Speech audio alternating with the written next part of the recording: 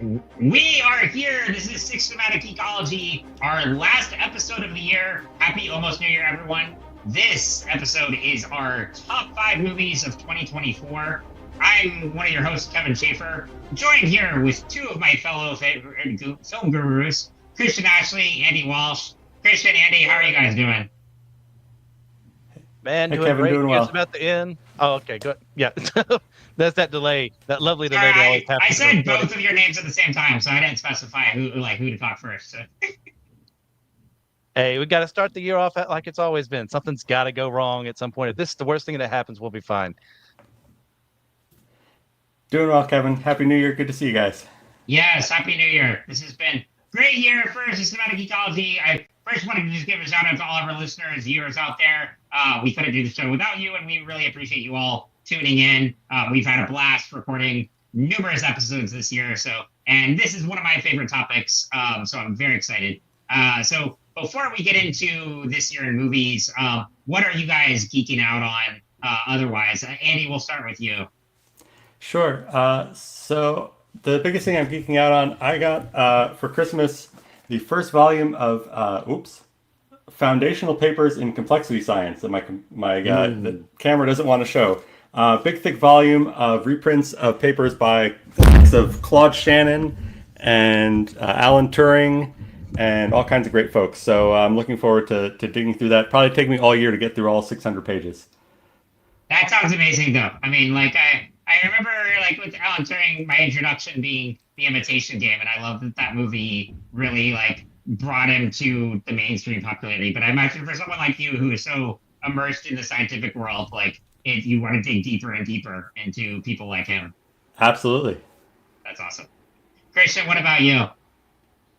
I've been going through some film franchises that I've watched a movie horror-wise, but not the rest. So I've seen all the Final Destination films now. I have never seen a more aggressively average set of movies in my life.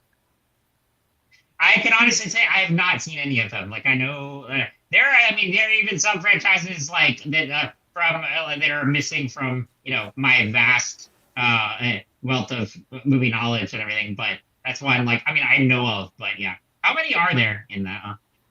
5. Okay, nice. Yeah, but is it at least enjoyable going through them all?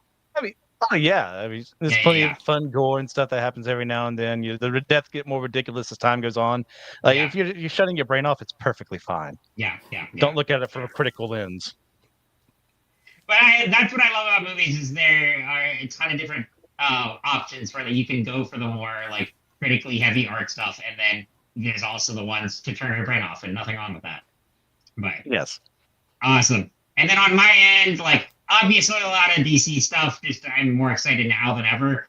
Going into the new year, getting ready for Superman. So I've been rewatching Superman the animated series, which is just always spectacular. And then also there's a new DC Studios podcast, which just launched a couple weeks ago. So I've been listening to that. You can watch it on Max as well.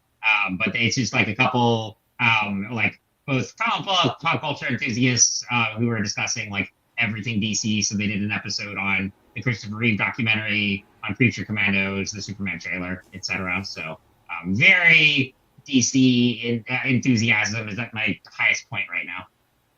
But yeah.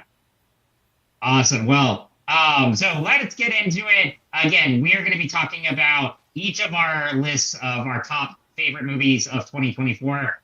Keep in mind, these are our personal favorites. These are not necessarily the critically best. That's what I love about, just film as a medium. We all have our different tastes. We all have our different, this is the reason I went to the movies this year. And I'm really excited for everyone's list here. So we'll be doing our top 5 and also honorable mentions. Before we do that, though, I just want to talk just a little bit about this year as a whole in movies. I thought it was really fascinating.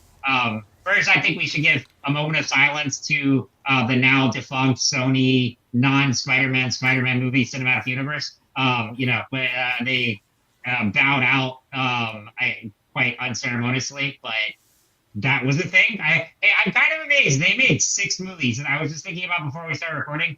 They made 3 Venom movies. They made Morbius, Madam Web, and Kraven the Hunter. Yeah. So I have seen 3 of the 6. I've seen because Morbius kind of killed my interest in seeing anymore. And from what I've read, I don't think I really missed much this year. But yeah, did you guys see like any of those or like or the ones that came out this year? I'm behind. I haven't seen Craven or the third Venom. I've seen Okay, yeah, everything yeah. else. Okay, And you may have. I say, Okay. rest in pieces. Yes. Yeah. Yeah. Yeah, I saw the Madam Web when it hit Netflix. Okay. Yeah. Uh, Yeah. I there were some interesting ideas in there, but obviously not a cohesive whole that worked. And Yeah. I will confess that when I saw the Craven trailer in IMAX in front of Interstellar, and there was a minute there where I was like, maybe I want to see this movie. Maybe this movie could be good. But it sounds like no, the trailer was the best version of that film. From what I've read too, in like interviews or like reviews I watched online and whatnot, they said like the opening scene that they dropped on YouTube like a week before the movie dropped, that was the best part of the movie. Like they had some good action because the director he did like that movie Triple Frontier on Netflix and Yeah. he did some others. Like yeah, I mean he has definitely chops as an action director. But yeah, I think it's just like once you get into the Sony studio system everything goes haywire. So yeah, and but at the same time, Sony is fascinating because they also made the Spider-Verse movies, which are the best some of the best movies of all time. So I cannot fault them completely. But it is a I just think it's a fascinating thing that those six movies exist, and here we are. But I think that I bring that up because it was quite a lackluster year for comic book movies. This was the first year in a while where I have not seen the majority of them. I've actually only seen two of the because if you got all the Sony movies, I did not seen this year. I did not see the Crow remake, but I saw Deadpool, Wolverine, and Joker, the latter of which, unfortunately. But so it was a weird year for comic movies. I thought it was a really strong year for horror, which I think we'll get into with our list here. There were also, some big surprises in terms of, Christian and I were talking about this on a What's New episode where musicals and historical epics were once deemed dead as you can't make this anymore, they're never going to succeed. And those were two of the biggest blockbusters this year. So it was pretty fascinating. There were also some really good indie gems. And I think just looking at your lists, guys, I think we've had some really interesting ones to talk about. So this will be really interesting. Any other thoughts on just like takeaways from this year or because like I don't know, are you guys like big? Do you go to the theaters as much as I do, or kind of like every now and then? I really only go out if like someone invites me. I almost never Yeah. go out alone, unless I really, really want to see a film and I can't wait for it to be, on release. So, I mean, this year I went out a little more often than usual, Mhm. but yeah, it's more of an outlier. Yep. Yeah, I would say probably similar. My wife and I go out when there's something big that we're excited for. Or we don't want to miss. We don't want to get spoiled on. But I would say it was a down year for me going to the theater. I think because of the strike, there were just fewer things. Mm. Um, but there were also some interesting original things that dropped on the different streaming platforms. So it was kind of up and down. But I think that it was kind of a down year for big blockbusters, but an interesting year for some of the other kinds of films. I think so too. And what's really interesting is like, because again, as someone who goes to theater like on an almost weekly basis, and I've been doing that for years and years, and like, obviously 2020 was the only one I wasn't. Oh no, damn, I wasn't doing that. But like, I was going back like as soon as I was vaccinated and as soon as certain stuff started to open up again. And it's been even for some of the big blockbusters, it's been like the movie going experience. Less people have been going in recent years. I thought this year there was kind of a shift in that, like particularly around the holidays and later in the year. I just saw a lot more crowds, both at the Alamo Draft House where I go regularly, but even other, just like local theaters and stuff like that were more crowded. So it started to see that shift. I think it was a slower start because, like you said, Andy, because of the strikes, and there was less of an output on stuff and stuff was being delayed. But it seemed like in the second half of the year, there started to be more of a return to theaters, and not quite to the extent of like the Barbenheimer phenomenon in 2023, but there was still a lot of that. So it was a really interesting year for movies. But yeah. So, well, let's get into it. I'm really excited to Mhm. hear you guys list. So again, we're gonna start do our top five. We'll start with number five, build up to our number one. So, Christian, let's start with you. What is your number five favorite movie of the year? And tell us a little bit about it. All right, my number five movie of the year is Inside Out 2. I am a major fan of the first movie. It came out at like the perfect time for me. Is like at a time when I was learning that it was okay as a man to express emotions. You know, it's not stupid of me to do that. And once again, I'll reiterate this every time we bring it up. I had never once been taught that by anyone around me, and yet it just was like a personal thing of being like, I can't cry, I can't show anything like this. I have to be tough, be a man, and be like, no, okay. I cried watching that first movie, just watching Riley break down because little did I know at the time I was also kind of wrestling with similar things that she was, and when a movie can make me feel like that, it's mine forever. Like I'll do anything to protect it. And Inside Out 2 was announced. I was like, I don't know. Can they catch the feel of the original? Not really, not in the same way, but it was still fun. It was still showing Riley growing up and then these new emotions that come in as you're maturing as a person. And like all the things that you think actually these emotions are working for you, but sometimes they're working against you. And like, how do you rationalize all this? How do you work together with every feeling that you have? And I think Inside Out 2 worked really well with that. So I had a lot of fun with it. It's a great pick. I as someone who also loves the first movie, I was skeptical when they announced the sequel just because sometimes Disney and Pixar doesn't have a great track record with sequels. Like, I mean, yes, you have your Toy Stories and Incredibles and like that, but there are others where it's like, this like wasn't really necessary. And I was hesitant at first, but I was pleasantly surprised that this was delightful. I really loved how this one was an exploration of adolescence. They did a great job with anxiety. I'm also a huge Maya Hawke fan, so like both as an actor and musician. So I love that she did perfect as the voice of anxiety.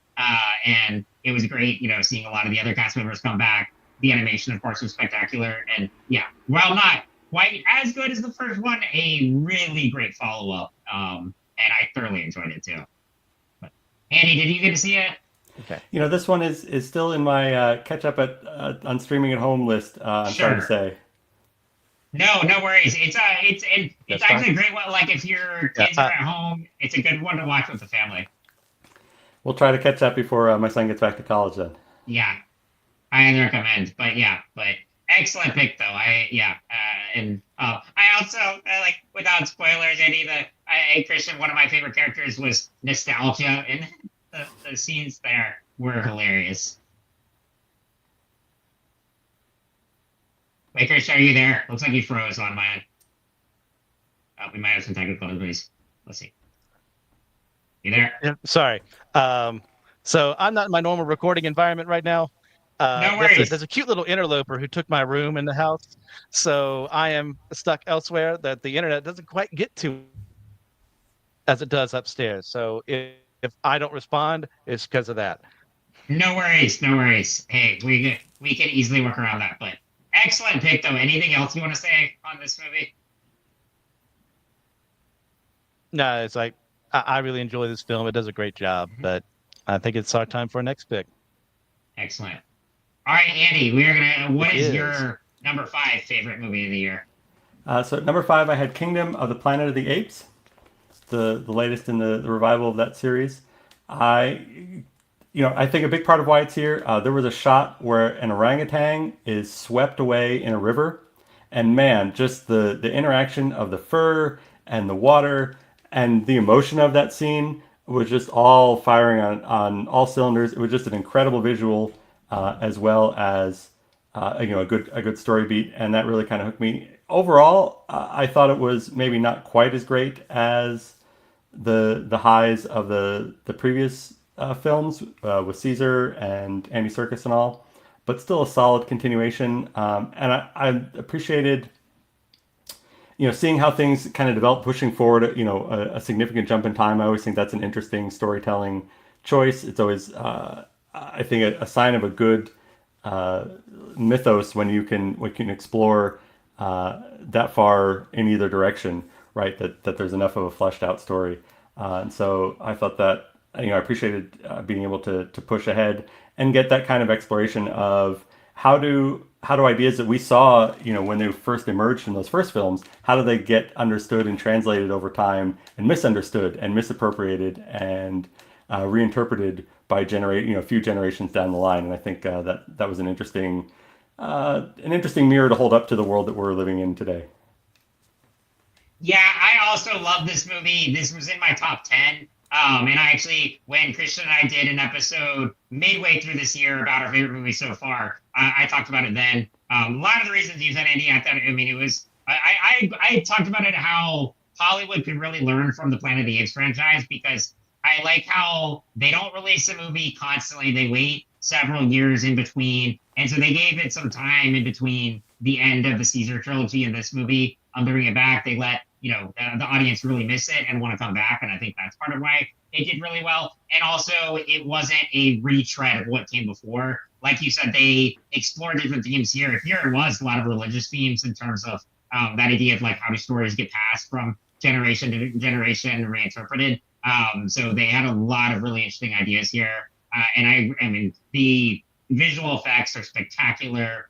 This is like just a world I really love to go to, even though there's a lot of depressing material in the narrative. It's also just spectacular to look at. So I always like what they're doing with the motion capture technology, paying homage to the originals, but also doing something different and innovative. So yeah, I thoroughly enjoyed this movie as well. But Oh yeah, this one. At the time that we did that episode, I hadn't watched it. I watched it a couple months later with my dad and brother, and wow, this was great. As a continuation of the story that came before and this new world they've made for the Planet of the Apes. I can't remember any character names off the top of my head, but the Noah was the our main chimp. Noah, thank you. No, yeah. Just like learning to kind of trust each other, and like maybe there's hope for the future, and then we get that nice thing of like, I don't know where they're going with it, but I'm interested in learning that there's ways for people to communicate with each other now. Not to spoil too much, but yeah, I really enjoyed what they did with this film. It was the action was really great, the characterization was fun. Like I think they're making a very interesting and very fun world to just dive into. Absolutely. And I'm, based on how it did, I think we will get a continuation of this one. So I'm really excited. And yeah, if you haven't seen it yet, you can check it out on Hulu and Disney Plus. So highly recommend. But yeah, Andy, great pick here. Thanks. Absolutely. Awesome. Well, getting on to my number 5 pick. This is also one I talked about on that episode earlier this year. This is Late Night with the Devil. And I talked about it then, but I've been a David Dastmalchian fan for a while. He typically plays these really quirky side characters. So you see him in the Suicide Squad and in Dune. He even has like in The Dark Knight, he's that guy that's like the fake out for the Joker in that one scene. So he's someone you've seen for a while now. But this was kind of his turn as a leading man and being able to show his chops and range as an actor. And I thought he did a phenomenal job here playing a 1970s late night TV host. He is kind of competing with Johnny Carson, trying to get his career to the top. He undergoes some tragedy. And they do, other than the brief prologue at the beginning, which kind of, summarizes his life and career after that point, the rest of the movie plays out in real time as an episode of his late night talk show on Halloween night in the 70s. And I talked about it then, but the way that this movie brings to life that time period, that atmosphere, and that aesthetic is brilliant. You really feel like you are watching a live episode of a 70s late night show. And it was amazing how they did that. And the pacing is brilliant. I think, obviously, that because this is a Halloween episode, so the title, this is a horror movie, but it does a great job of building the tension and suspense. So starting it off in subtle ways where you have one of the guests trying to prove that he has kind of mind reading abilities, and there's some weird stuff that happens there, but it's not nearly as terrifying. And then as the movie progresses, it gets more and more terrifying, and they do an Exorcist type subplot in the third act that is brilliantly executed. And I think David Dastmalchian, one of my favorite actors working today, and this really shows his range as an actor, his capability to be in a starring role. And it's a fantastic supporting cast. It is just, as far as one that I did get to see in theaters, it's some of the most fun I've had at the movies all year. And I watched it again on streaming months later. But this is easily going to be a Halloween favorite that I'll rewatch annually. So if you're into horror, highly recommend. Even if you're not, I think this is, even though it has like some heavy scares and some graphic violence toward the end, I think it's such a compelling story and a compelling performance that it would appeal to a wide range. But particularly for horror fans, I think this is a must see. Christian, did you get to see this one? I can't remember if you had seen it when we talked about it then. I hadn't when we had talked about it originally, but I have since then. I've actually watched it twice, and I really love this film. Spoilers: this may be the only film out of our list of 15 some films we're talking about. Well, 14 really. That is going to be on another list, and I love what they did with it. Excellent. Andy, I know you're not as big a horror fan, but I don't know, this one, if you get a chance to watch, I highly recommend it. And there are some really interesting spiritual themes as well to be dissected. But yeah, I don't know if you've gotten to see it or if you have any interest, but I do highly recommend. I will take that into consideration. Maybe there'll be a sunny afternoon one day when I can give it a try. That's fair. It does, like I said, it starts off fine, and then even when it's got to build up and get more suspense, there is still some like really startling jump scare energy in it in the third act. So that's totally fair. And as someone who was not into horror as a kid or like teenager, I got into it more in college and beyond. I can definitely empathize with I used to be a scaredy cat with with anything. And so no shame there, but yeah, I just developed an interest in the genre later. So I'm a big fan now, but hey, if you need the lights on, I totally understand. But excellent movie. So yeah, that is my number 5. Christian, let's move back to you for your number 4 favorite movie of the year. All right, my number 4 movie of the year is Alien Romulus. I kind of wish we'd gotten a chance to talk about this earlier in the show. I am a huge fan of the Alien franchise. The Prometheus side of things, not so much. But this is more of like a faithful, like, not a classic scenario, but enough of familiarity to be, in the moment, but also fresher stuff to go, yes, this is exactly what I want. We've got a group of younger people here who on this mining planet where basically the Weyland-Yutani capitalism has gone even worse than we've seen in the past. And she's our main character, whose name escapes me at the moment, wants to get free of this and go to another planet somewhere with her android. Sorry, wrong series. Who is like her brother, kind of. And unfortunately, she's just forced to stay there. But then they get the score. There's a space station orbiting the planet. They can just get there and, find enough stuff to make, salvage rights on. Then they can flee the planet and basically buy themselves off from the company. And then, of course, there's some alien goodness coming in there. The xenomorphs are well done here. The facehugger scenes are spectacular. It's not the best in the franchise, but it's definitely well worth everyone's watch. If you're an Alien fan, there's really no reason not to watch this film, especially if you've watched 3 and 4. I was doing a rewatch and for some of first watch of some of the movies before Romulus. I've not seen Alien 4 because after I watched Alien 3 for the first time this year, I'm like, I don't really have any interest in. Alien 3, the making of was fascinating. But yeah, and I actually am more of a fan of Prometheus movies. I know a lot of people don't like them as much, but I found those pretty interesting. But I of course love Alien and Aliens, and I thoroughly enjoyed this one as well. The director Fede Alvarez, I remember when he debuted with the Evil Dead remake, I wasn't a crazy fan of that, but then I really liked Don't Breathe, which was his follow-up. That was a really fun horror thriller. And I thought he did a great job with this one as something that is, like you said, doesn't try to reinvent the wheel. It's very much set within the Aliens timeline. It has a lot of callbacks while also doing something different. And I like that these characters, instead of being military scientists or anyone who's really well equipped to are more equipped than others to handle a xenomorph. These were just like kind of lower class citizens fleeing a mining colony and trying to get into a better life for themselves. That I really hooked me in the beginning. Yeah, great effects, really great installment, and so great pick as well. Andy, did you get to see this one? You know, I promise you guys I saw more than 5 movies this year, but so far I'm 0 for 3.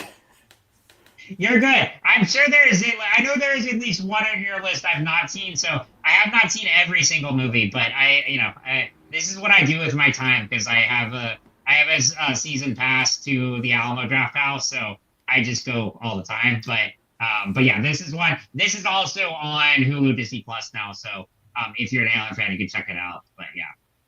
This is why I'm glad you asked to come on because I was like, I know Kevin and I, there might be similar films on the list, but like with Andy, I don't know. I don't know his taste. And like, oh, okay, yes, I like your picks. So yes, that's why I'm glad you're here. So it's not just, Well, thank you. It's not, yeah, we're not doing the same things, but there's enough familiarity. So yeah. I was about to say, I love that our lists are different because it'd be boring if we all had pretty much the same one. So yeah. But Yes. awesome. Okay, and then let's see. Andy, so this is your number 4 pick. Also good pick here. So let's talk about it. Yeah, thanks. So number 4 for me was Twisters. I think I like movies where there is problem solving that goes beyond hitting things or killing things. The science maybe gets a little silly, a little oversimplified, a little overhyped, but it's still there. At the core there is some scientific problem solving going on here. Our heroes are using their brains as well as their big engine trucks and whatnot. So I appreciate that. I think I'm number 5,000,003 on the yes, Glenn Powell is a real movie star bandwagon. So I enjoyed his performance. And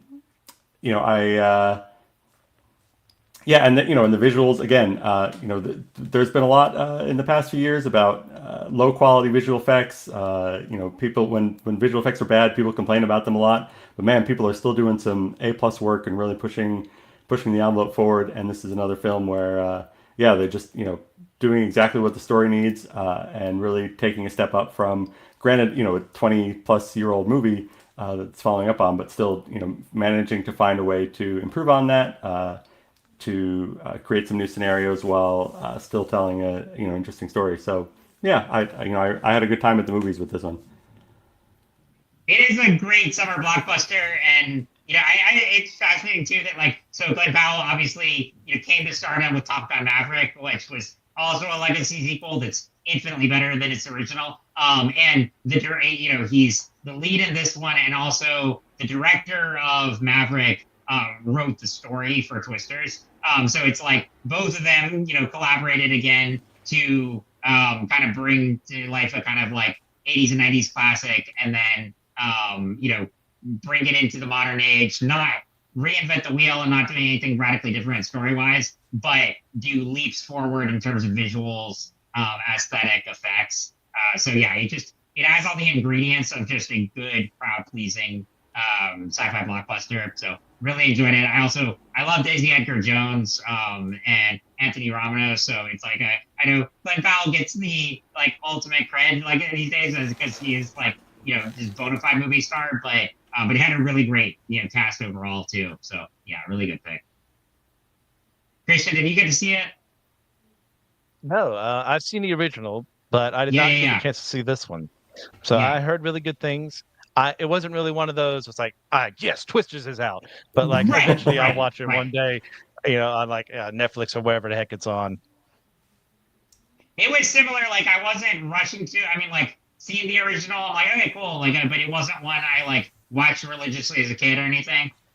So when they announced it, I was like, cool. I mean, sure, I'll see it. But then, heard a lot of buzz, and like I said, it was a really good middle of the week summer blockbuster. I would recommend if you see it, this is one see on a big screen if you can, if it ever comes back. I mean, I'm trying to think, they play so many movies now, even recent ones that bring back to theaters. This one is definitely better on the big screen than it would be at home on a smaller. So definitely get that big screen experience if you can.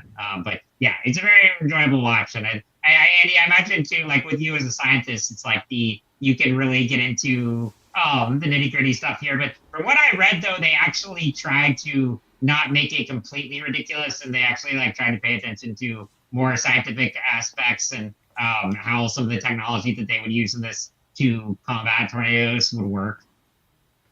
Yeah, I mean, there's definitely some legit stuff in here, as well as some, movie magic, and but if it gets people interested in the science and talking about the things, I think that's all to the good, even if some of the details are a little bit fudged for dramatic purposes. Yeah. Yeah, absolutely. It's that incentive to want to look into it more. So yeah, I think it does that job really well. But yeah, excellent pick. Really I fun agree movie. with that sentiment a lot. It's like, people, Star Trek inspired me to become a scientist, or Jurassic Park or something like that. It's like, yeah. Of course, it's hokey things that have nothing to do with actual science. But if it got you there, sure, whatever it takes. Yep. Absolutely. Right. Awesome. Well, great pick there. And then on to my number 4. So this is one of the best animated movies I've seen in quite a while. That is not a Disney or Pixar movie.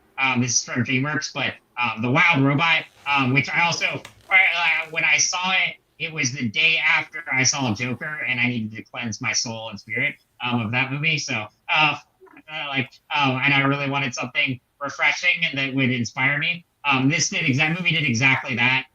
This is a wonderful film, both for kids, families, adults. It's based on a book series that I love this movie so much that I bought the book series for my niece for her birthday, and she's been reading the first one, and I really enjoyed it. But it's about an AI robot that gets stranded in the jungle and has to kind of form a community with the animals there, and she ends up becoming like the adopted mother to a goose child there.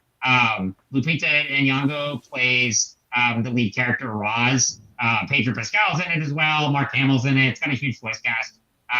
Which sometimes when you have big name actors in an animated movie, it becomes a little distracting in some ways when they just do that. But this was a very meticulously cast movie where all of them work so well together.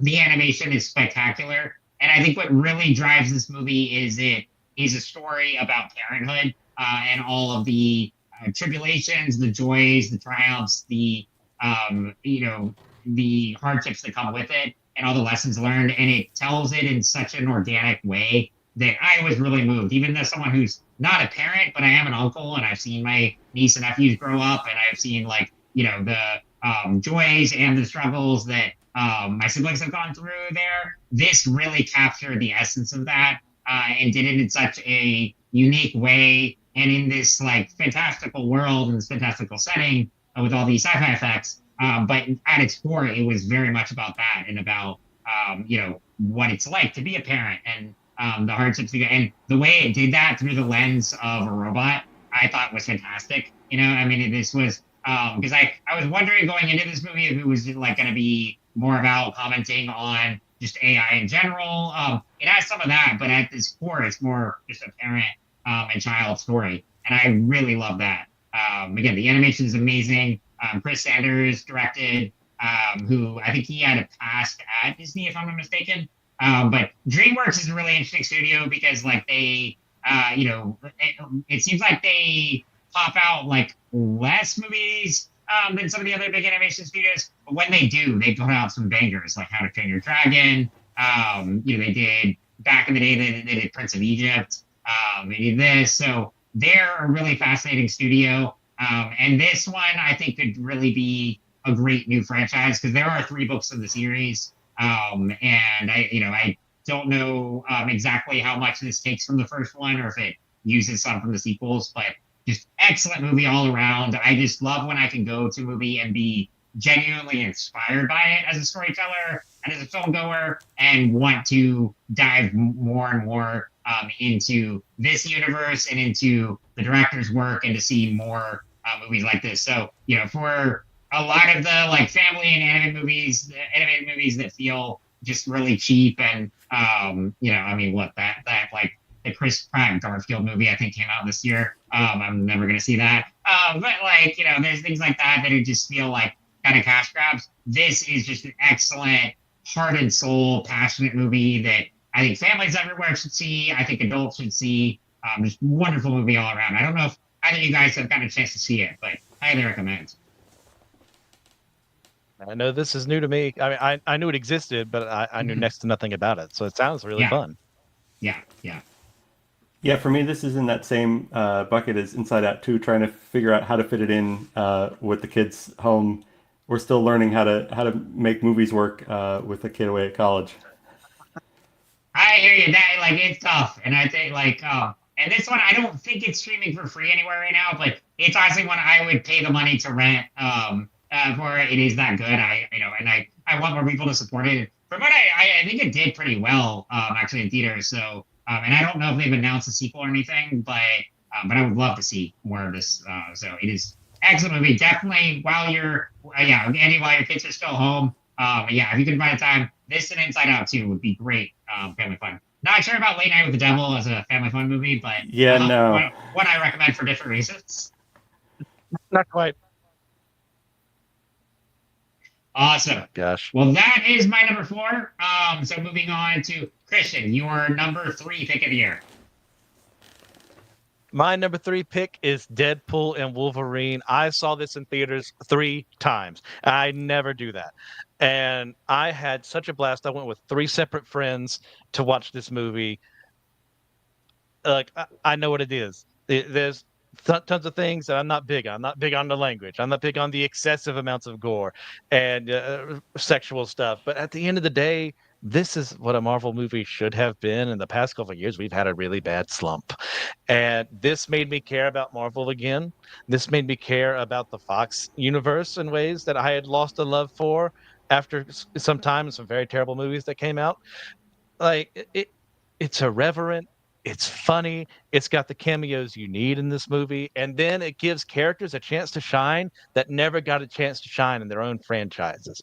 Like, how do you redeem Elektra? How do you redeem a Gambit film that never came into being? Like, through this movie. This was fantastic. I've since watched this movie like 2 more times. Like, I love what they did with this. You can tell that they cared about the characters that came before and the movies that came before, and they're setting up for things as the typical MCU way, but it's done in a fun way that keeps me captivated.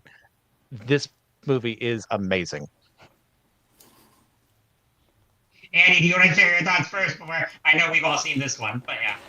Yeah, I definitely did see this one. Saw it in the theaters. Had a good time with it. It's probably somewhere in my top 10.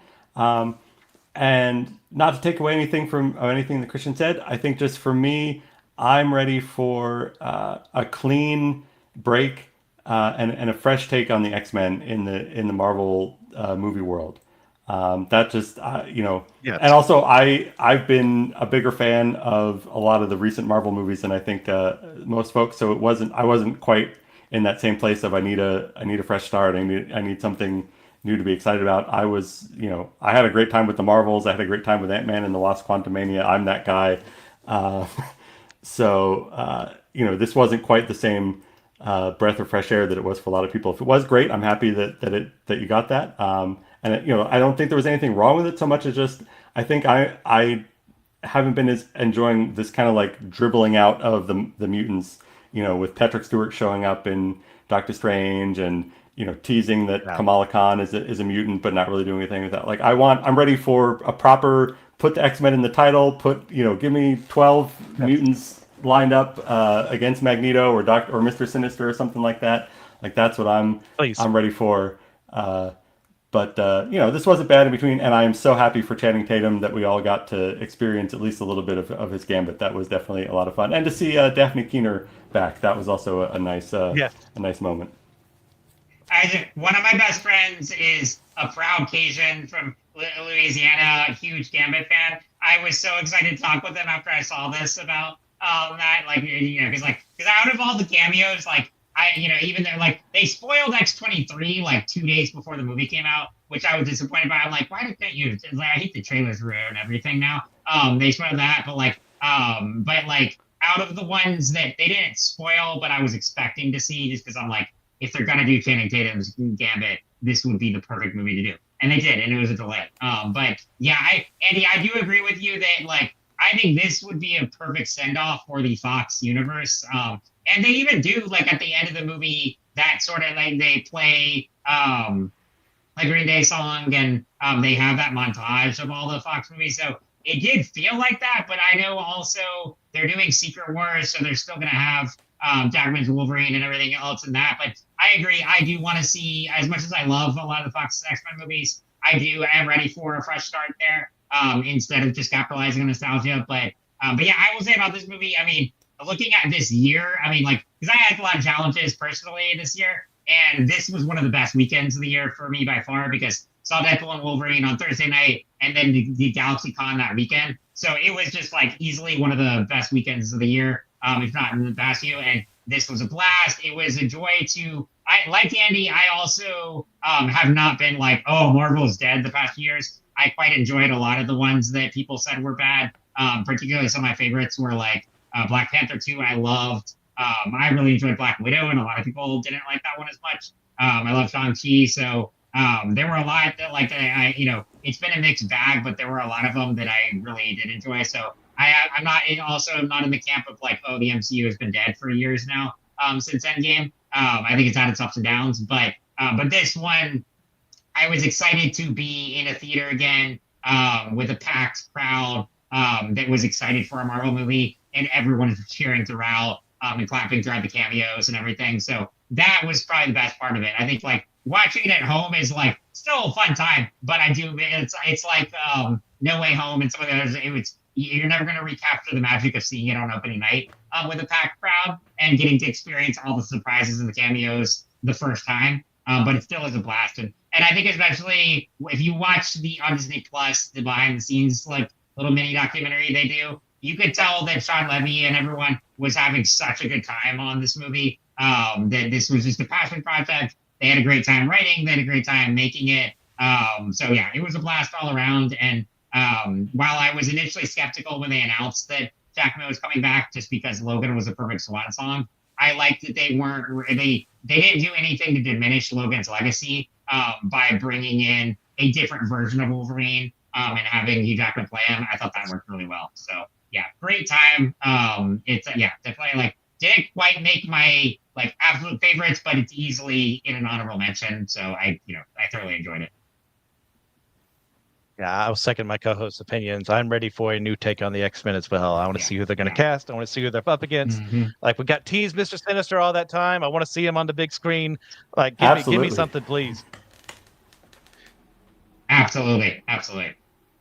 Well, Christian, great pick there. And then Andy, what is your number 3 pick? Ooh, also good pick here.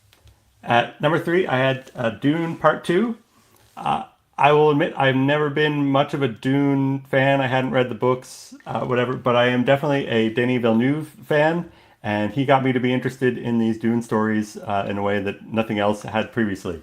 I kind of like with the Kingdom of the Planet of the Apes. I like the scale and the scope of the storytelling here. That there is hundreds or thousands of years of history that can be explored in different ways. And they've got the new TV show out and whatnot.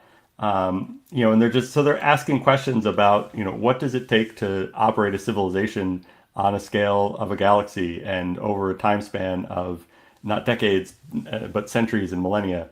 What does it take to? What kind of plans can you see through if you have that kind of scope to work with? So I appreciate that kind of ambition to storytelling. Some of the individual moments and the individual things are more or less interesting. Obviously, like the black and white sequence or the nearly black and white action sequence was very visually compelling and well done. If you like sandworms and people riding on them, there was plenty of excitement there. I have my moments. I think Star Wars more so has spoiled me on this. Like, how do these desert planets support these enormous megafauna / kaiju creatures when there's no other animals and plants? Like, we need a whole food chain. We can't just have giant creatures in a desert where there's no water. But that's my ecology brain not being able to fully turn off. But I get that there is a visceral thrill to seeing Timothée Chalamet on that sandworm. I will not deny that. So yeah, just again, visually, lots of good things going on. Very well done. Great cast up and down. I mean, that you've got that poster there. Every one of those folks and every one of those performances is solid to great. Everybody knows their assignment and is doing exactly what they should be. So yeah, I would be excited to see more. I understand that we're getting more eventually. I don't know exactly when or how, but yeah, I will probably watch anything that Denis Villeneuve wants to show me, but certainly I'm up for more in this world. Oh, excellent pick. This was definitely my top 10. Totally agree that Villeneuve is one of the best filmmakers working today and just can do a big sci-fi spectacle like no other.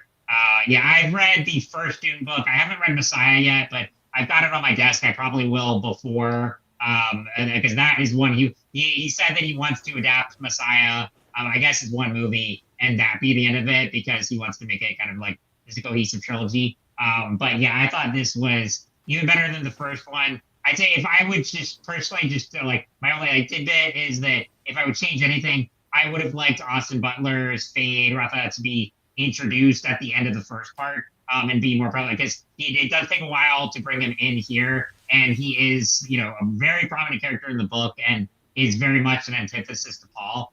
So I think like they did a great job with it, and they told the story very well here. But that's like the one thing I wish like had been more like if he had been in it a little more and then built up to the duel between them at the end, that would have been nice. But nonetheless, I mean, great storytelling all around. The visuals are spectacular. Yeah, you definitely love this movie. Yeah. Christian, I know that we talked a little bit about it too in the May episode, I think. Yeah. I first got into Dune forever ago when it was summer break. I was still in high school and I was at Barnes and Noble and I saw, books your teacher probably assigned you to read over the summer. It's like, and I saw this in Ender's Game. I was like, well, what cool teacher is out there assigning science fiction books to read? Like, why can't I be in their classes? So I picked them up, read them, fell in love with both books for different reasons. And like the first movie was breathtaking. Like even David Lynch's version is pretty good, but the second movie just improved on the original. Like did a great job. The cinematography was fantastic. Actors are acting their hearts out. Like the visuals are amazing. This is a great pick.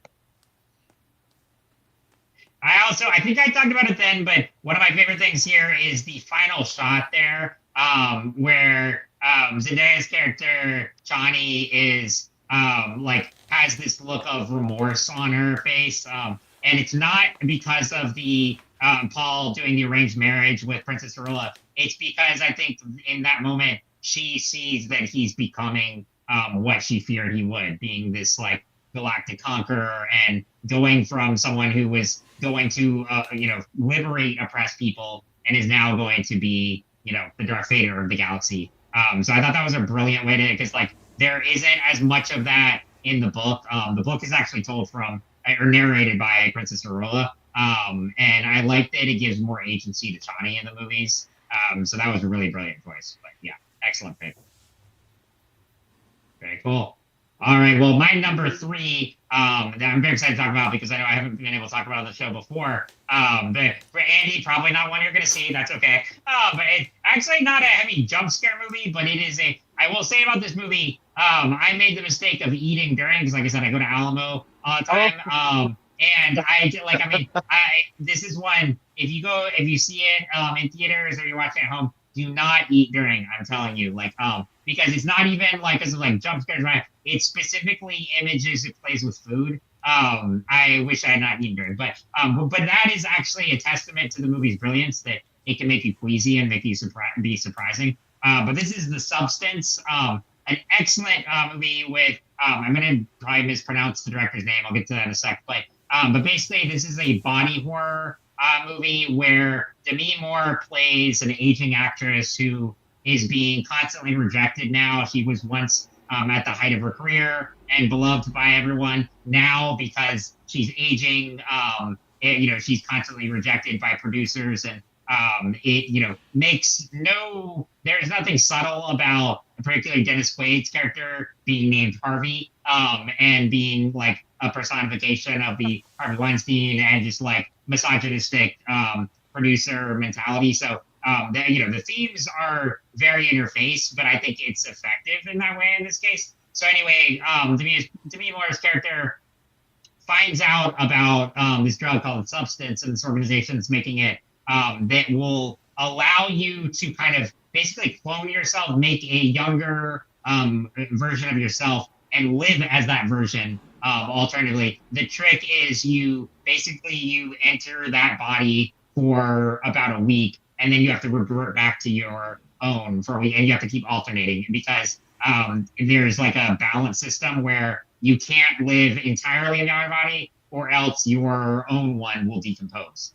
And so, as you can imagine, so she takes the form of a younger, more attractive version of herself, played by Margaret Qualley. And even though this character, she enters as Margaret Qualley and has no ID, nothing, she's immediately everyone's infatuated with her. She becomes an instant star. She gets her own show because because of Hollywood's beauty standards, they just elevate her solely based on her attractiveness. And so, as you can imagine, as the further she gets into this version of herself, she becomes obsessed with it and neglects her own body. And so that's when problems will arise. And I don't want to spoil too much beyond that, but this is what I love about this movie is that it combines visceral horror with B-movie tropes and does that in such a brilliant way. The third act is absolutely bonkers. And I don't want to spoil anything about it, but it does just some like wild B-movie imagery that you wouldn't expect. Again, given the more visceral nature of the movie up until that point, but it does some amazing things there. The performances are fantastic. This is easily one of Demi Moore's best. And I'm looking at it now. It is on Amazon Prime, so highly recommend. And I was trying to look up the director is Coralie Fargia. I'm probably butchering that name, and I apologize. I should have looked that up before. But she made one other feature before this, and wrote and directed this. It is easily one of the most aesthetically pleasing and best shot movies of the year, if not the best. The cinematography and the editing are spectacular. The performances are dynamic. It is just an immersive experience that is unlike any other movie I've seen this year, or really in recent years. Easily one of the best horror I've seen in a while. So could not recommend this one enough. Again, I know if you're not a horror fan, probably not the easiest one to recommend, and that's okay. And again, if the food imagery in particular, do not eat during it. I made that mistake. But it is an excellent movie. Christian, did you get to see it?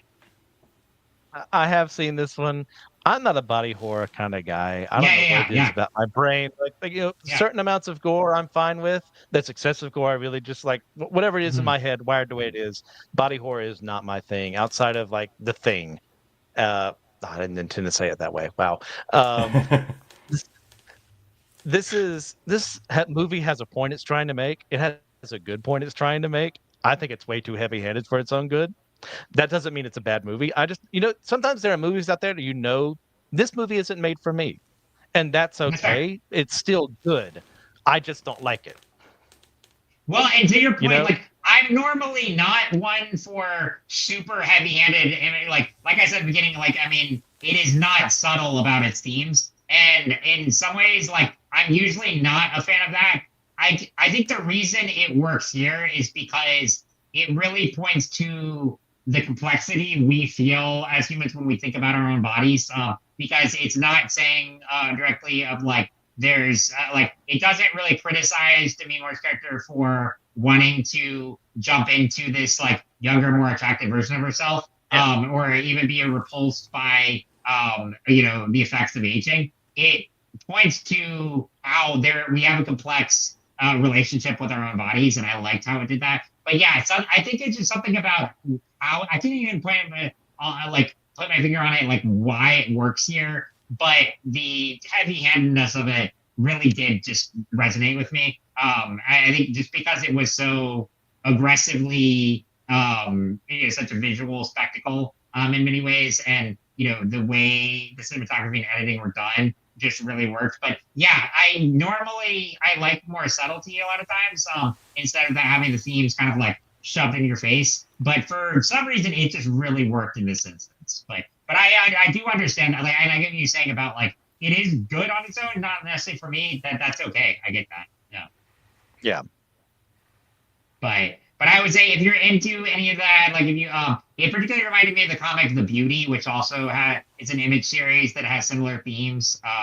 So yeah, definitely check it out. But The Substance also highly recommend. So that is my number 3.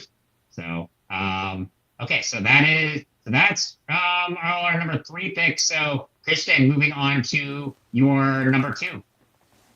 All right.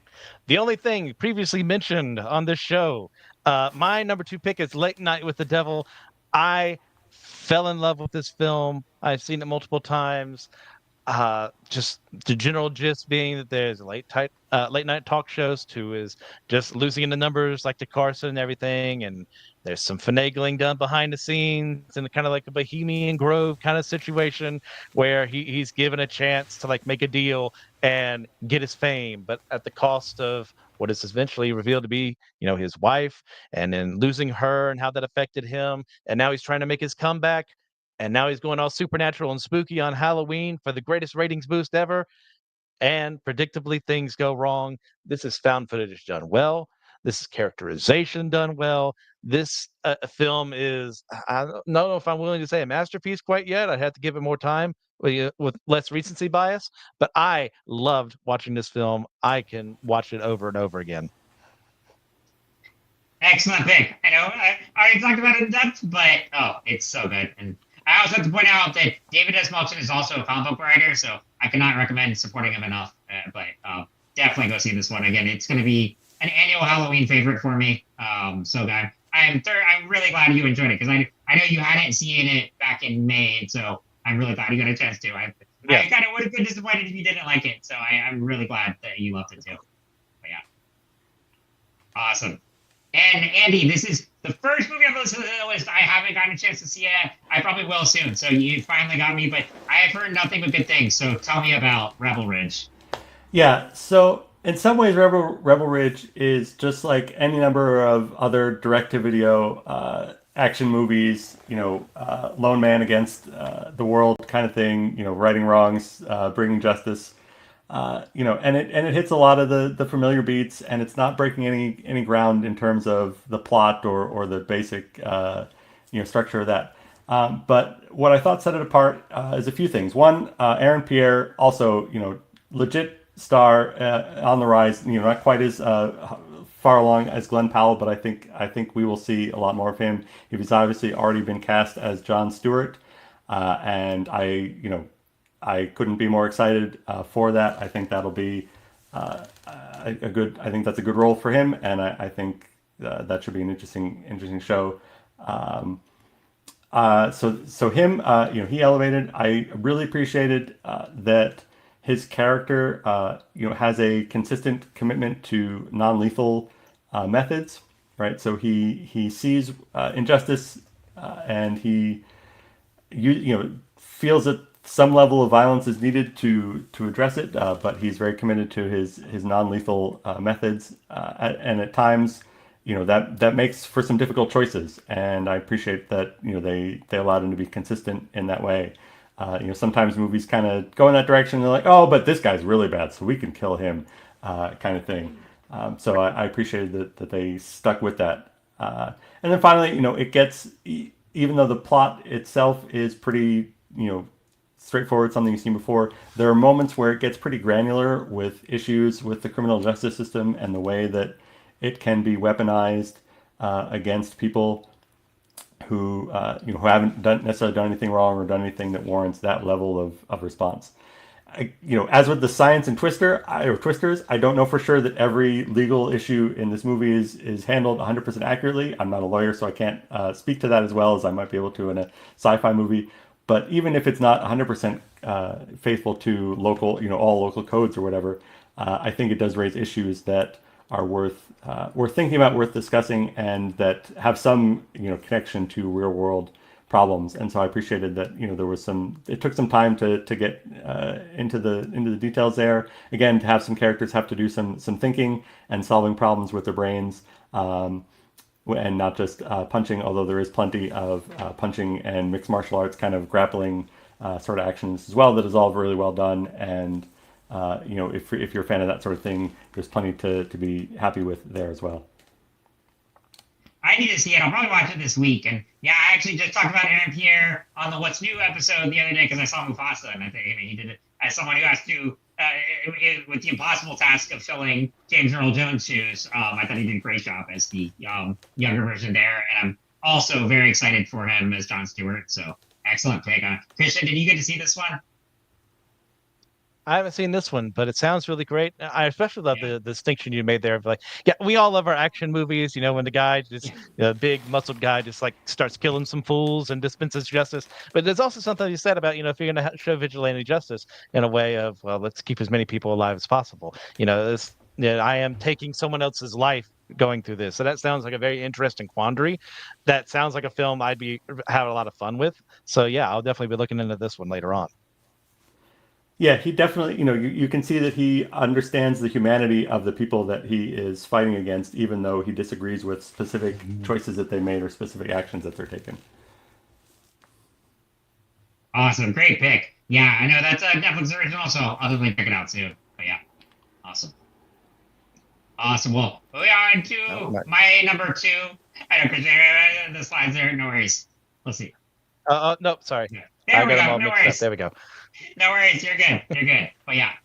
Okay, so this is one I talked about passionately back in May. I am a big Mad Max fan. I don't know anyone who doesn't like Fury Road, especially. And I was very disappointed that Furiosa didn't seem to resonate with as many people as I hoped it would, because I absolutely love this movie. I think it's one of the best prequels ever made. I know a lot of people kind of wanted a direct sequel to Fury Road instead, but I thought this was one of the most inventive in the franchise. Obviously, George Miller is a master of action sequences, of world building. He continues that here with some of the best action scenes in the entire franchise.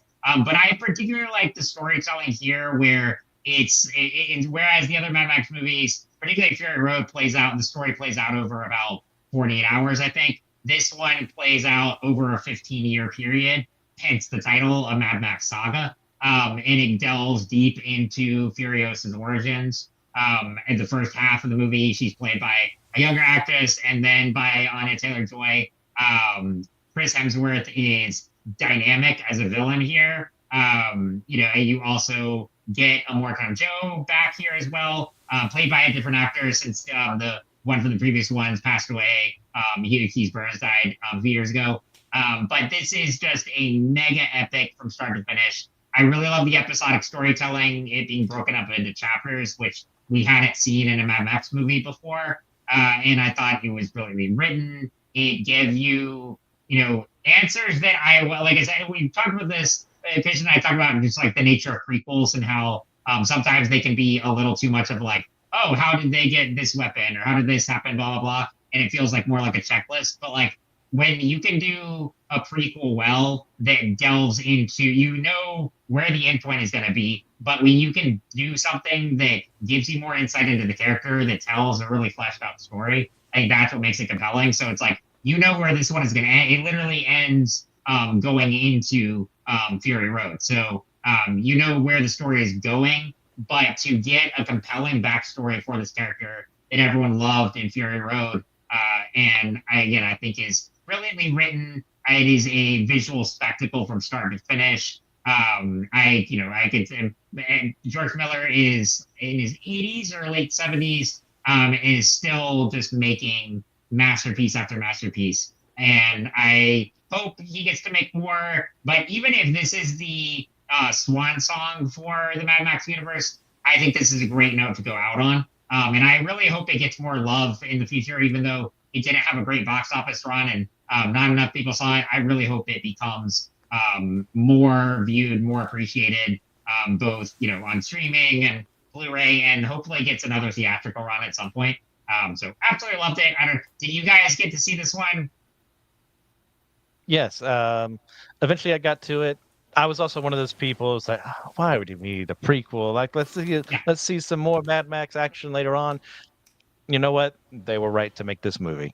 It's tons of high octane fun in in the Mad Max world. You had this economic collapse that leads to a nuclear exchange that has irradiated the world, and they left it destitute of seeing like the way Furiosa just starts off in like this more lush part of the world that gets ruined by other people, and her like coming to terms with what happened to her people, what's happening to herself, and trying to find a way in these different gangs that are warring over the scraps of what's left behind by civilization. Hemsworth is fantastic as like this really bombastic evil man.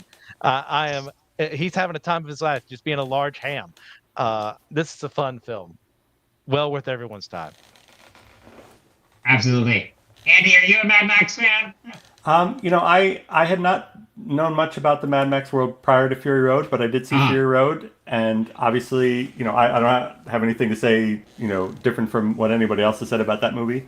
I have seen Furiosa, and I don't think I would disagree with anything that either of you guys have said about it. I think the only thing keeping it out of my, top 5, top 10-ish area is, on Dune talked about, how do these sandworms function in a world with so little water? Like the Mad Max movies are so much, at least the Fury Road and this one are so much about like how the world works and the struggle for resource and so forth, that it just kind of tips over that line of like I'm paying too much attention to things that I don't think actually could work, and it eats away at me just that little bit to keep it out of being a completely fun ride or a top 10 or top 5 experience. But that's a quibble. It's a personal taste kind of thing. But yeah, no, like I said, I wouldn't disagree with anything you said about the action, the visuals, the performances. Chris Hemsworth should play more comedy and more villain roles. He's wasted a little bit as straight edge Thor. So yeah, solid pick, solid movie. No, and that's a fair point. Like as a scientist, I mean, especially it's one thing like it's like you go to a comic book movie, it's going to have ridiculousness, but when you're looking at a legit science fiction movie set in a future apocalypse, it's fair to look at those things like with a critical angle. But I just think it is such an impressive display of world building and characterization, and also a lot of religious themes in this one, particularly with the opening and closing images here. There's already been a ton written about that. I know I alluded to that back in May, but what it does with the Adam and Apple imagery is quite fascinating and also really harrowing when you look at its meaning here. So I think there's a lot to take in there. And I think, Anya Taylor-Joy gives a phenomenal performance here too. So it is one of those I also highly recommend seeing on the biggest screen possible, whether you have a big TV at home or if it gets another theatrical release. I highly recommend that because it is made for the big screen. Yeah.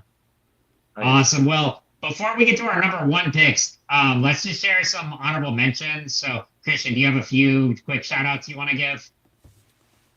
Yeah, Kevin and I got to see Nosferatu together at the Alamo not too long ago. That's definitely on my honorable mentions. Had a lot of fun with that film. I'm still processing it. I think it would be in my top 10. Also, Longlegs. I had a fun time with that one. That was a good one. Yeah. Nicolas Cage stole the show. It took me forever, like an embarrassingly long time, to figure out that it was actually him. See, that's cool. If I hadn't known going in that it was a Nicolas Cage movie, I probably would have had the same reaction because did they transform him there?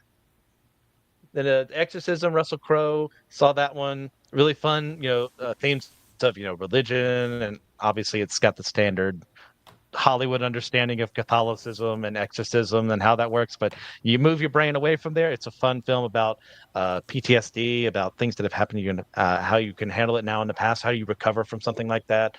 That was really fun. Godzilla and Kong, of course, like the ultimate turn your brain off, popcorn flick, like giant monkey hitting giant lizard in the face. Like, what more do you need? Or giant ape, sorry. Let's get some of the science right.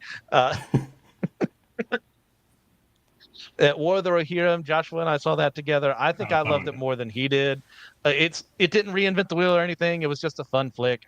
It told a side story that was like a couple paragraphs long in the Silmarillion or whatever. So they did it to keep the rights and everything, but it's fine. Abigail was still good. Fun vampire flick. Then also Furiosa was great.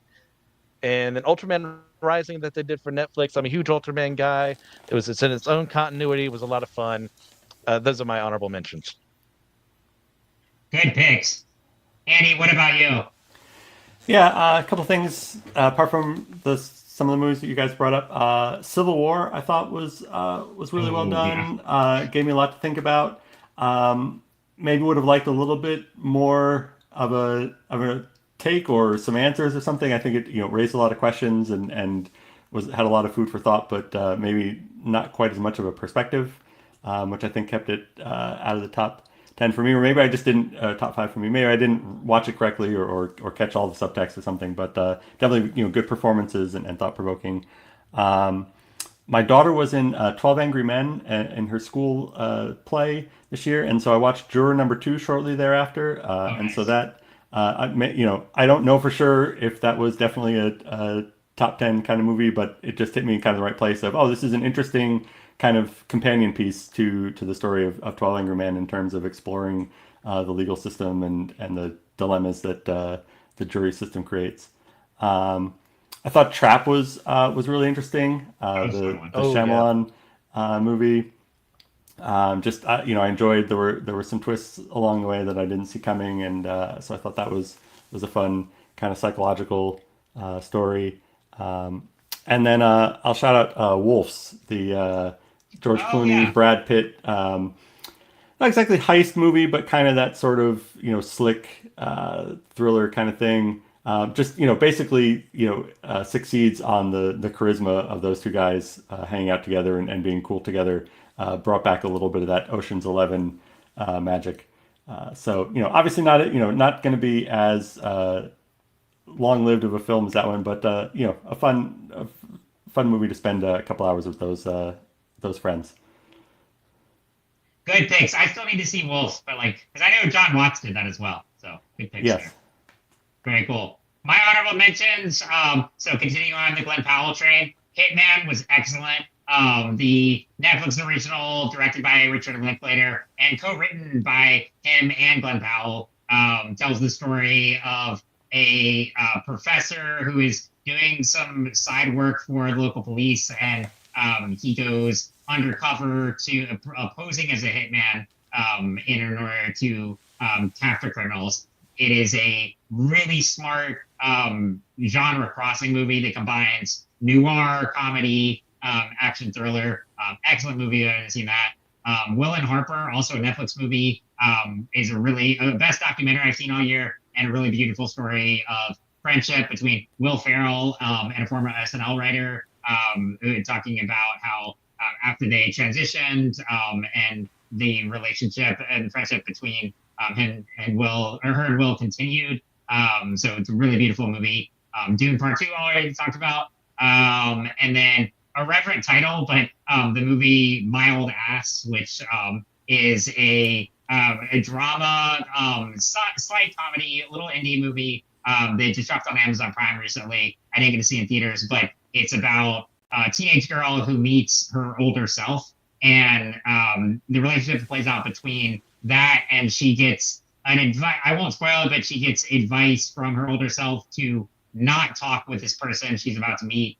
Of course, she does, and what happens from then. Really beautiful movie, really touching story. Tearjerker, particularly toward the end, but highly recommend.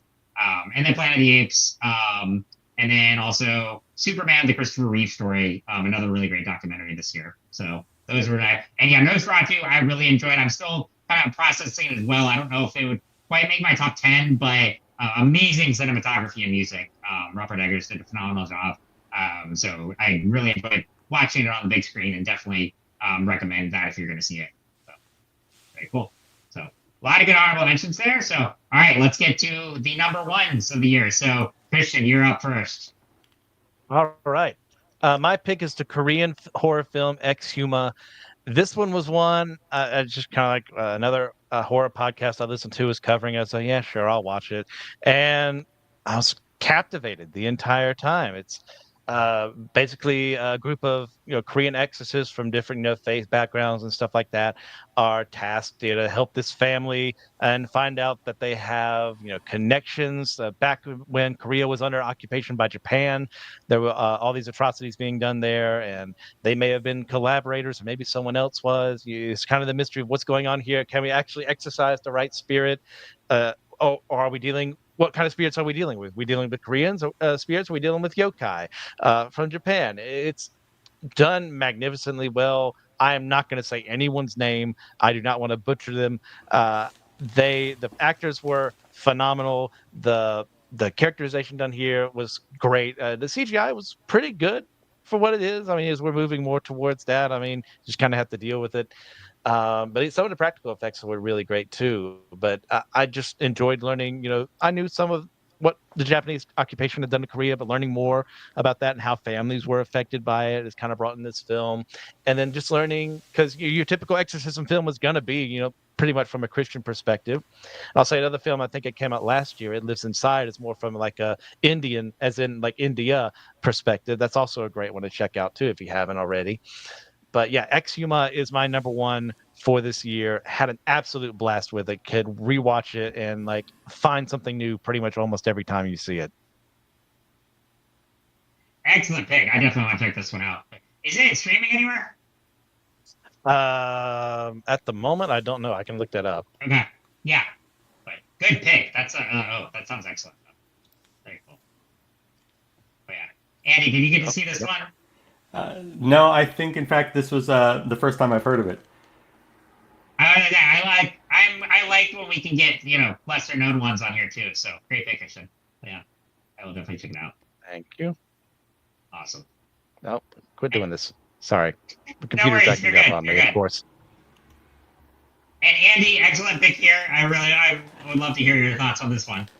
Yeah, so after talking about movies with scientific sci-fi elements and deep themes and exploration of different ideas, my favorite movie of the year, not necessarily the best, as we said, was The Fall Guy. I mean, I wouldn't say it's dumb, but it's definitely much more of a straight ahead story that is getting by on the charm of Ryan Gosling and Emily Blunt. And also shout outs to Winston Duke and Aaron Taylor Johnson for excellent performances as well. But man, I've been on the stunt people should have an Oscar bandwagon for a while now. And so I was primed for a movie that's just a celebration of all things stunt people. It's got several set pieces, all of which are kind of structured around different kinds of stunts.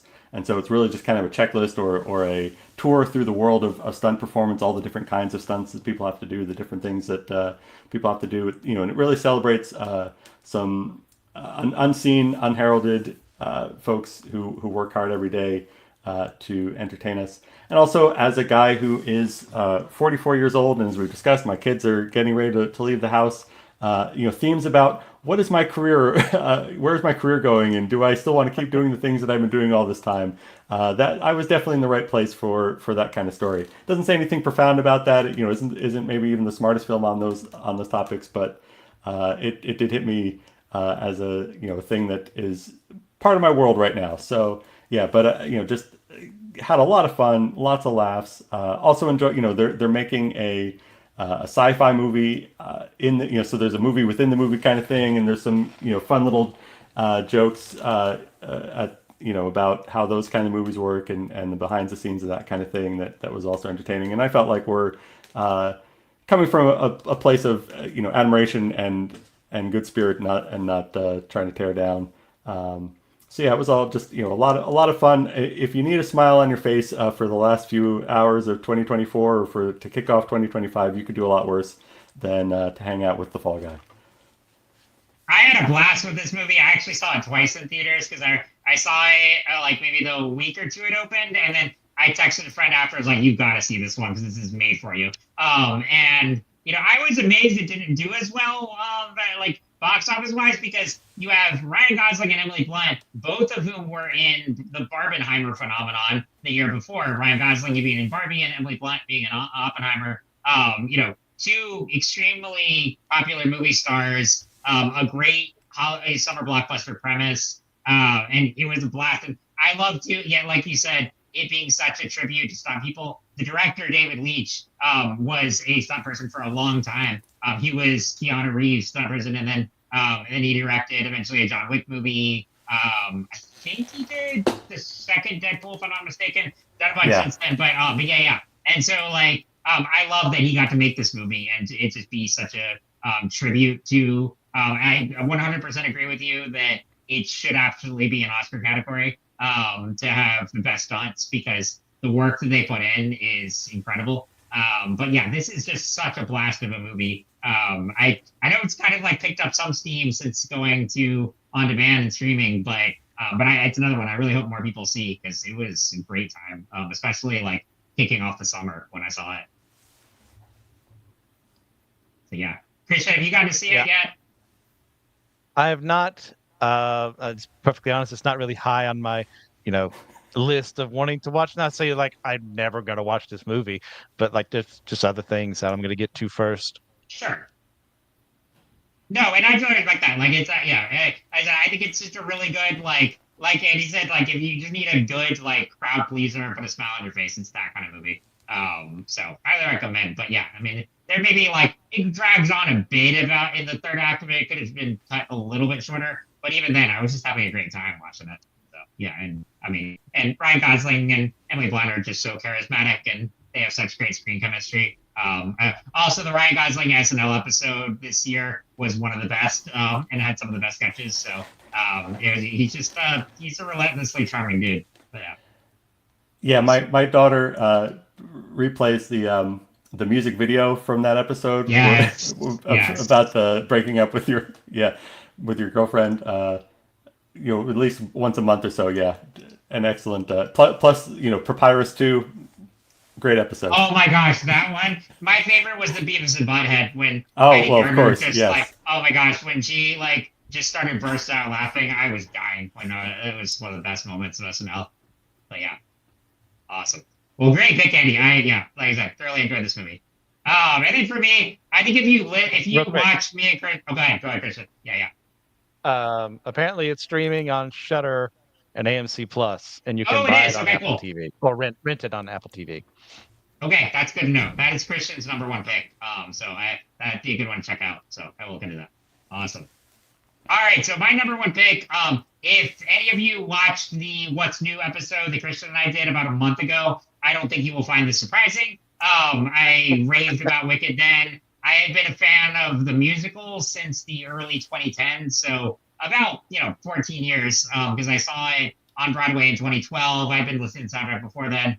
Fell in love with it then. I got to see the musical again at DPAC last year, and this is one of the few times where I actually think the movie is even better than the stage version, which never happens. But there are things it improves upon, and the visuals. I know in that episode I talked a lot about what it does with Defying Gravity and how it takes that and makes it cinematic and captures the same feeling that you see watching the stage version, watching a character fly, and how it transcends that feeling from a cinematic lens. And I've seen this movie 3 times in theaters now, and one of my favorite parts is actually in the very opening sequence. It opens on an image of the Wicked Witch of the West hat right after she's been melted in the events of the Wizard of Oz. And from there, one of the flying monkeys descends from the castle and flies over Oz. That's when the music and the orchestral score starts playing. And you get this big sweeping shot of Oz, first looking over some of the fields, and then you get a shot of Dorothy and the crew from Wizard of Oz. And from there, it immerses you right into the world of Oz. And from there, it just never stops. So it is a fantastic story. I would go so far as to say that what John M. Chu has done for Wicked and for the world of Oz, it mirrors what Peter Jackson did for Lord of the Rings in bringing Tolkien's world to life in that much a fantastical, mesmerizing way. It is an absolute blast from start to finish. I know I'm a huge musical buff, so like and fantasy, so this was just like made for me. But I've talked to a lot of people who came in knowing really nothing about the musical and really love the movie, because I just think it has a really universal appeal to it. It's so well acted, it's so wildly entertaining, and it is such a poignant message that, particularly going into a world where there are totalitarians everywhere and we are entering another very divisive period in our country. This has a great reminder of the importance of staying true to yourself, staying true to your values, standing up for what's right and fighting injustice. So the themes could not be more poignant and relevant. The soundtrack is phenomenal. It does just such a good job casting wise, visually. I cannot say enough good things about it. Christian, I know you're not like not a movie for you, and that's okay. So I respect that. Andy, is this one either you've gotten to see or you think you might check out with the family at some point? So, my daughter is our theater kid. If I saw this without her, I'd be the Wicked Witch of the West. Nice. Yes. Yeah. And when this came out, she was busy with that school play I mentioned. So this is on our list. I'm excited. I've liked John M. Chu's some of his previous work. Ariana Grande, talk about an all-star SNL alum or standout from previous hosting. So yeah, lots to recommend this, but not seen it yet. And well, the good thing is because it's doing so well, it's still roaring in theaters. It is actually available on demand today, so you can buy it or rent it on digital. But I this is another one, like, definitely see it in theaters. It is just so much better on the big screen. And yeah, I've gotten to see, like, so I saw it 3 times. I saw it with my sister-in-law first, because we saw the show at DPAC last year. Then I saw it with a friend, then with my mom, and like everyone loved it. So yeah, it's one. Oh, especially if your daughter's a theater kid, like I was growing up. I mean, definitely see with her. I think you both will have a great time. It is absolutely phenomenal. And like, and Christian, I'll keep talking about it until you see it, maybe. If I ever find My Lady Fair one day, and this is one of those non-negotiable statements, like we're going to watch this movie together, I will watch this movie. But as long as I'm in control of my own destiny, the answer is a flat no. That's fair. I'm not going to force it down anyone's throats, but but I will not stop talking about how much I love it. So yeah, awesome. Well, these were a great lists. I love that we all had different ones, like some overlap, but like there were a lot of great movies this year. So before we wrap up, I know 2025 has some big ones on the roster. So what are some of the movies that you're most looking forward to? Andy, we'll start with you.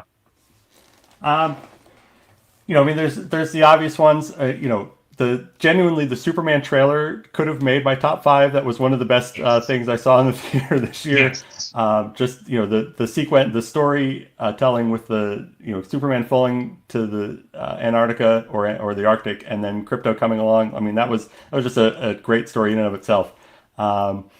And Rachel Brosnahan as Lois Lane seems perfect. The John Williams theme with the new orchestration, all that just ticked all the boxes for me. I'm also excited about Captain America. I've enjoyed Anthony Mackie as Sam Wilson so far, and I'm pumped to see him get his due as the lead in a film and the title character. And of course, who can complain about more Harrison Ford? That's always an exciting thing. Mickey 17, to get a little bit more off the comic book train. That one looks good. And there was something else. Oh, the Edgar Wright is to keep on the Glenn Powell theme. Edgar Wright is doing The Running Man with Glenn Powell. I think that comes out in 2025. I'm not 100% positive about that, but any Edgar Wright film is definitely a must see on my radar. I believe it. I'm going to look that up right now to see if it is, because that's one also highly stoked for. Let's see. Yep, it's 2025. Set for. Let's see if it has a release date set. Let's see. November. So got a minute to wait, but still. But yeah, you got Glenn Powell, Josh Brolin's in it. Oh yeah, that did get it, because it was just Glenn Powell for a while, but then they cast up, and there was lots of interesting folks in that one. Michael Cera, so a little reunion with him and Edgar Wright. Yeah. Oh, and the Gorge. Didn't know anything about it. Watched the trailer, and that looked really good. Anya Taylor-Joy and who's the other guy in that one? Anyway, looks like an interesting kind of sci-fi thriller. And don't play chess against Anya Taylor-Joy. Somebody made that mistake in the trailer. Oh, I love that. Yeah, that's. I was about to say, yeah, she has her whole series where she proves. But great picks there, Christian. Any others? Oh no, because yeah, mine are pretty much all of those plus Wicked 2. Yeah, so for cover Fantastic Four. I know we still didn't see a trailer for, but that's Yeah. that's coming this year too.